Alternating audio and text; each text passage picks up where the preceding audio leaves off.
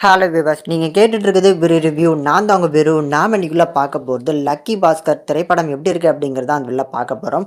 இந்த படம் தேட்டர்ஸ்லேயே ஒரு நல்ல வரவேற்பு கிடச்சிது. ஸோ அப்போ வந்து நம்ம பார்க்க முடியலேன்னு சொல்லி சிலர் மிஸ் பண்ணியிருந்தீங்கன்னா இப்போ ஓடிடிக்கு வந்துருச்சு. ஸோ மறக்காமல் செக் அவுட் பண்ணி பாருங்கள். தமிழ் டப்பிங்கோடய அவைலபிளாக இருக்குது.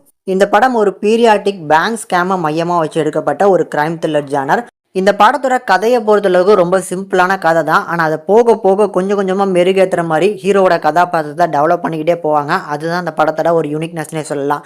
ஸோ நம்ம ஹீரோ துல்கர் சல்மான் வந்து ஒரு பேங்க் எம்ப்ளாய், ஒரு நார்மலான மிடில் கிளாஸ் ஃபேமிலியை சேர்ந்தவர். ஊரை சுற்றி கடன் இருக்குது. இந்த கடன்காரன்லாம் எப்போ வந்து கடனை திருப்பி தருவேன் அப்படின்னு சொல்லி சட்டையை பிடிச்சி கேட்காத குறை தான். அந்த மாதிரி கேட்டு டார்ச்சர் பண்ணிட்டு இருக்காங்க. இவருக்கு பேங்க் சைட்லேருந்து ஒரு ப்ரொமோஷன் எதிர்பார்த்துட்டு இருக்காரு. அந்த ப்ரொமோஷன் கிடச்சிருச்சுன்னா இது எல்லாத்துக்குமான பிரச்சனைக்கும் சொல்யூஷன் கிடச்சிரும் அப்படின்னு நம்பிக்கையோடு இருக்கிறாரு. ஆனால் இவரோட நம்பிக்கை உடஞ்சி போகிற மாதிரி இவர் எதிர்பார்த்த அந்த பேங்க் ப்ரமோஷன் வந்து கிடைக்காம வேற ஒருத்தருக்கு கைமாற, இதுக்கப்புறம் தன்னோட குடும்பம் இப்படி நிற்குது, அதனால் வந்து ஸ்கேம் பண்ணியாவது எப்படியாவது காசை சம்பாதிச்சிடலாம் அப்படின்னு சொல்லி ஒரு பர்டிகுலரான ஒரு ஸ்கேம் பண்ண ஆரம்பிக்கிறாரு. அந்த ஸ்கேம் எங்கே வரைக்கும் போகுது, இப்படிப்பட்ட ஒரு பெரிய ஸ்கேமை பண்ணும்போது அதை மாட்டாமல் இவர் தப்பிச்சாராங்கிறது தான் இந்த படத்தோட மொத்த கதையுமே.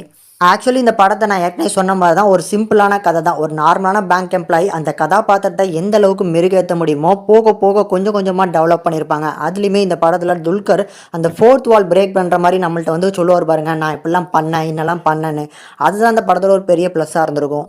அண்ட் இந்த படத்துக்கு நம்ம துல்கர் சல்மான் ஒரு 2 டிஃப்ரெண்ட் ஷேடு வந்து அந்த கதாபாத்திரத்துக்கு கொடுத்துருப்பாரு. ஒன்று வந்து புவரான ஒரு மிடில் கிளாஸ் ஃபேமிலியை சேர்ந்தவராக இருக்கும்போது ஒரு பர்ஃபார்மன்ஸும், அதுக்கப்புறம் கொஞ்சம் கொஞ்சமாக காசு வரும்போது ஒரு பர்ஃபார்மன்ஸ் கொடுப்பார் பாருங்க, அதெல்லாம் சான்ஸே கிடையாது.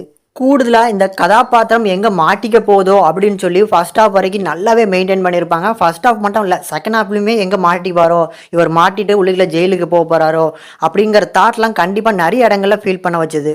அண்ட் யாருக்கெல்லாம் வந்து ஹர்ஷத் மேகதாவோட போர்ஷன்ஸ்லாம் வரும்போது நம்ம ஸ்கேம் 1992 சீரீஸில் வரக்கூடியவரே கேமியோ பண்ணால் நல்லா இருக்குமே, இன்னும் கொஞ்சம் ஹைப்பாக இருந்திருக்குமே அப்படிங்கிற ஒரு ஃபீல்லாம் வந்துச்சு அப்படிங்கிறத கமெண்ட்டில் லீவ் பண்ணுங்கள்.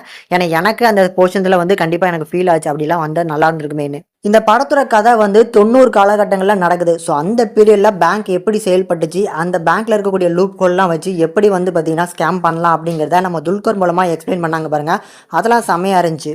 இப்படி படம் முழுக்க நம்ம துல்கரோட ஸ்டார் ஆஃப் த ஷோ அப்படின்னே சொல்லிடலாம். ஆனால் படம் முடியும் போது ஹீரோவோட அப்பாவோட கதாபாத்திரத்தை வச்சு ஒன்று பண்ணுவாங்க பாருங்க, அதுதான் இந்த படத்தோட ஒன் ஆஃப் த சிக்னேச்சர் ஷாட்னே சொல்லுவேன்.